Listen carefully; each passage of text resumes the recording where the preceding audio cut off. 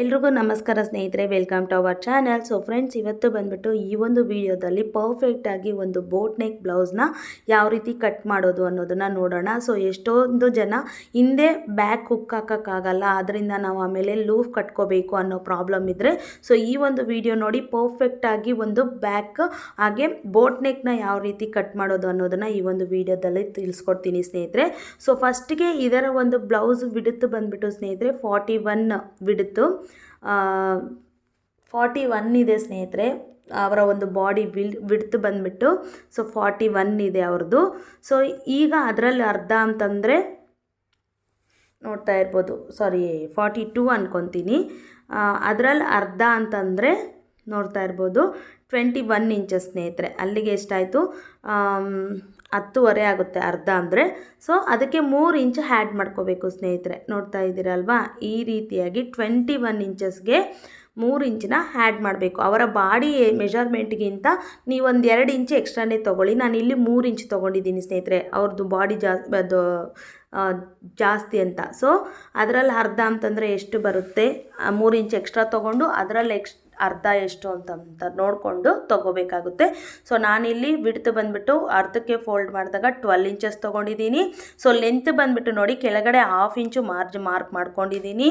15 inches ಟೋಟಲಾಗಿ length ಇಟ್ಕೊಂಡಿದ್ದೀನಿ. ಮೇಲೆ ಕೂಡ 1/2 ಇಂಚ್ ಎಕ್ಸ್ಟ್ರಾ ತೊಗೊಂಡಿದ್ದೀನಿ. ಟೋಟಲ್ ಬಂದುಬಿಟ್ಟು 16 ಇಂಚಸ್ ತೊಗೊಂಡಿದ್ದೀನಿ ಸ್ನೇಹಿತರೆ. ಕೆಳಗಡೆ 1/2 ಇಂಚು, ಮೇಲೆ 1/2 ಇಂಚು ಬಿಟ್ಟು 15 ನಮಗೆ ರೆಡಿ ಸಿಗಬೇಕು. ಓಕೆನಾ.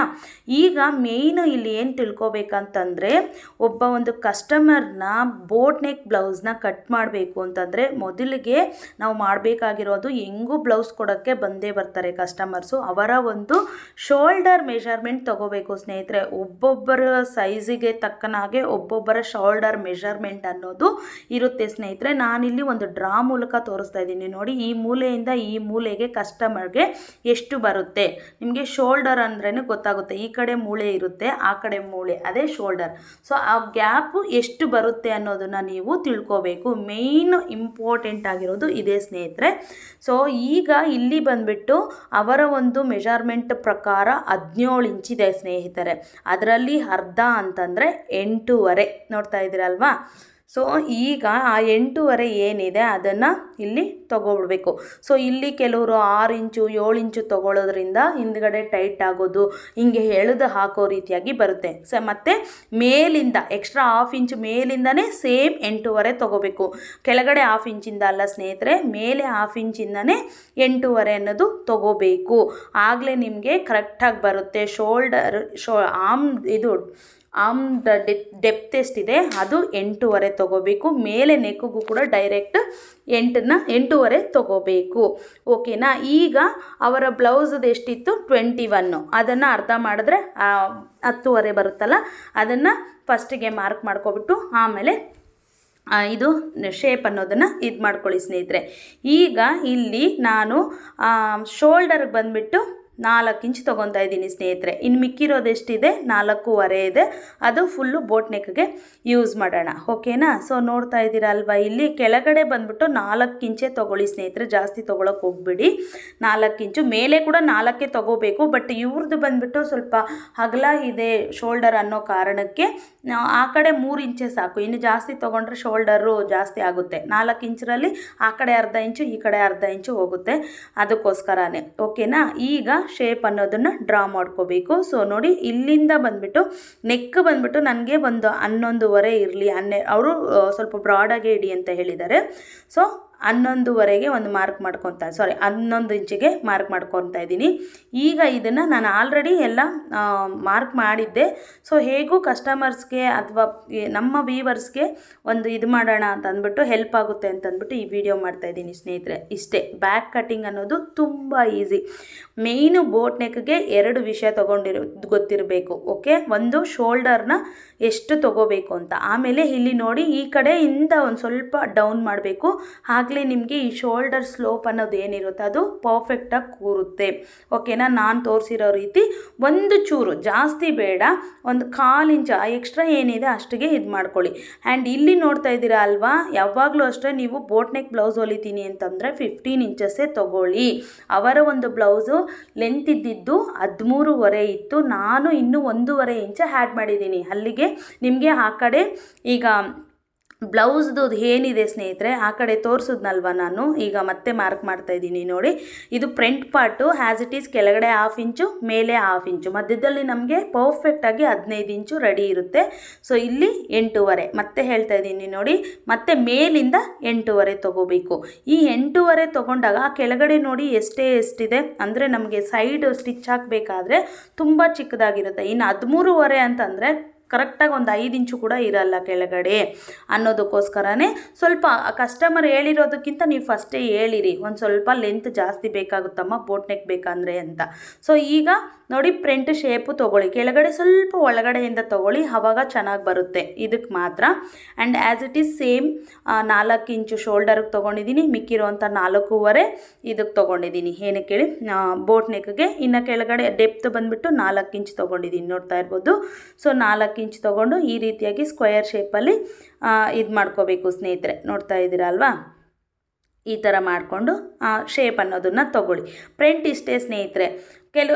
ಕೆಲವ್ರಿಗೆ ಇನ್ನೂ ಕಡಿಮೆ ಬೇಕು, 3.5 ಬೇಕು ಅನ್ನೋರು 3.5 ತೊಗೊಳ್ಳಿ, ಅದೇನು ನೋ ಪ್ರಾಬ್ಲಮ್. ಇವರು ಬಂದುಬಿಟ್ಟು ಒಂದು ಸೈಡಲ್ಲಿ ಈ ರೀತಿಯಾಗಿ ಕಟ್ಟಬೇಕು ಅಂತ ಹೇಳಿದ್ದಾರೆ. ಸೊ ಅದಕ್ಕೋಸ್ಕರನೇ ನಾನು ಸ್ವಲ್ಪ ಡೈಮಂಡ್ ಶೇಪ್ ರೀತಿಯಲ್ಲಿ ಇಲ್ಲಿ ಒಂದು ಡ್ರಾ ಮಾಡಿದ್ದೀನಿ. ಇಷ್ಟೇ ಬೋಟ್ ನೆಕ್ ಅನ್ನೋದು ತುಂಬ ಈಸಿ.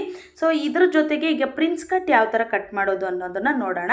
ಸೊ ಕೆಳಗಡೆಯಿಂದ ಇಲ್ಲಿ ಕಾಣಿಸ್ತಾ ಇಲ್ಲ, ಸಾರಿ ನೋಡಿ, ಇಲ್ಲಿಂದ ಕೆಳಗಡೆಯಿಂದ 4.5 ತೊಗೊಳ್ಳಿ ಸ್ನೇಹಿತರೆ, ಯಾಕಂದರೆ ಇದು ಪ್ರಿನ್ಸ್ ಕಟ್ ಅಲ್ವಾ, ಸ್ವಲ್ಪ ಜಾಸ್ತಿನೇ ಇರಲಿ ಅಂತ ಅಂದ್ಬಿಟ್ಟು 4.5 ಮತ್ತು ಮೇಲಕ್ಕೆ 4 ಇಂಚು, ನೋಡ್ತಾ ಇದ್ದೀರಲ್ವಾ, ಇದಕ್ಕೊಂದು ಗೆರೆ ಹಾಕ್ಕೊಳ್ಳಿ.